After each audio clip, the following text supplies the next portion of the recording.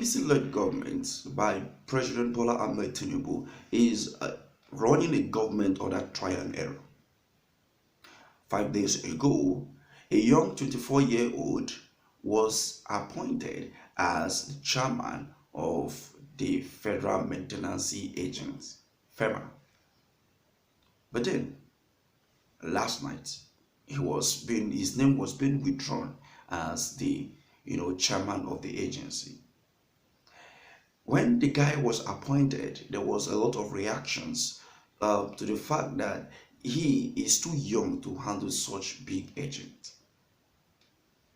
When the young man was appointed, many people come out to say, no, you cannot appoint this young guy because he is too young. He have not had any form of experience to become the chairman of this kind of big government agency.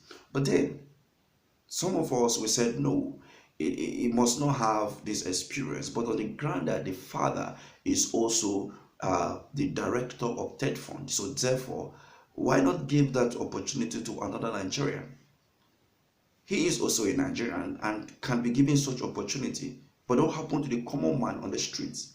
It is only those who have the political power, those who are close to the power that be, that get such kind of appointments.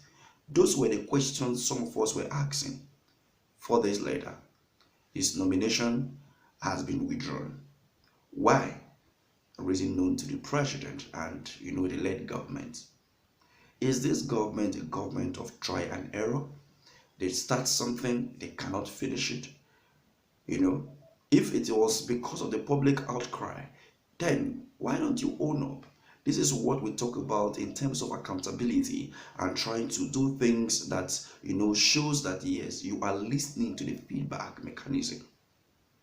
It should be understood that when you make a policy and the policy didn't sit well with your people, you withdraw such policy and you let them know the reasons why you're withdrawing such policy. So an appointment being made, withdrawing the appointment without concrete reason, is something that shows this government is also running on try and error, just like the last government, where they run down the country to where the country is today, and this government of Bola Ahmed Tinubu is following suit, as he claimed during the campaign that he will start or continue from where Buhari stopped.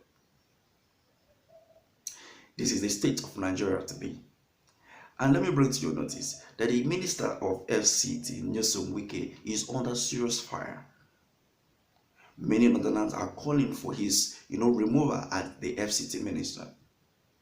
But one of the striking call is from Imam Sheikh Gumi. Sheikh Gumi is someone that Nigerians have called for his arrest before because of some of his notorious statements in the past. Sheikh Gumi again made a statement yesterday where he said that the Christians cannot be trusted with the security apparatus in Nigeria. If we're to talk about terrorism, if we're to talk about banditry, who are those perpetuating those terrorist acts against Nigerian citizens?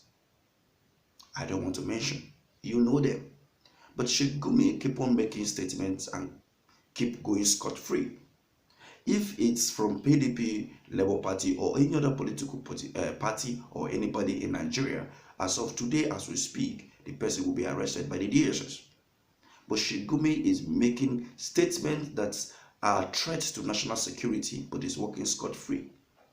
Now he has called on the president to withdraw or remove the FCT ministers, stating that FCT belongs to Muslim. This is religious bigotry. Someone wrote, the same calculator that was used, to calculate the Muslim ticket, the same calculator will remove Wike from the office as a minister of FCT. What do you think about all these statements by Sheikh Gumi and the Northern? You could remember that Wike revoked the lands given to some of the ex-governors and some prominent Nigerians, by the former minister of FCT. Even the former governor of Bauchi State. But what happened? Thinking that probably, as most Nigerians may have it, that he did that because he thought that His Excellency Mr. Peter Obi owns a land in Abuja, of which he said earlier that he don't want the land. Now, what happened next? Because of the land that was revoked, some Northernland are calling, as we saw them on media flying, that most of the land being revoked affected most of the Northernland, not even other parts of the country. Why? Because the land that was allocated, more was allocated to the north than the south, or west, or the east. So you look at the nepotism that happened under the watch of the former minister of FCT. Now there have been a revoke. Now you are crying. When they were allocating those land, if you make it a 50-50, as they are revoking the land now, it will happen that most northern and southern and eastern land will be affected. But it was given only to the northern land. Now they have revoked it. Now you are crying. And as a result of that, you can now see the call for Wike to reconsider him revoking some of those land that belongs to the Northern, because it affects more of the north than the south. But they never think that the southern were not given much attention when this land were given in the first place. Nigeria and religion bigotry is 5 and 6. Can we say that one day Nigeria will come out of this religious bigotry? Nigerian politics and religion can be separated and everything will be fine. What do you think about this? Do you think that His Excellency Mr. Peter Obi, if he gets his mandate from the Supreme Court or Atiku Abubakar, do you think that all this will change with time? It is up to Nigerians to decide who they stand with.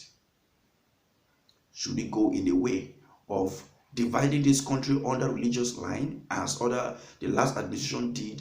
Should we continue in that line, or we should return back to a state where we love and live in unity? This is all for you to decide.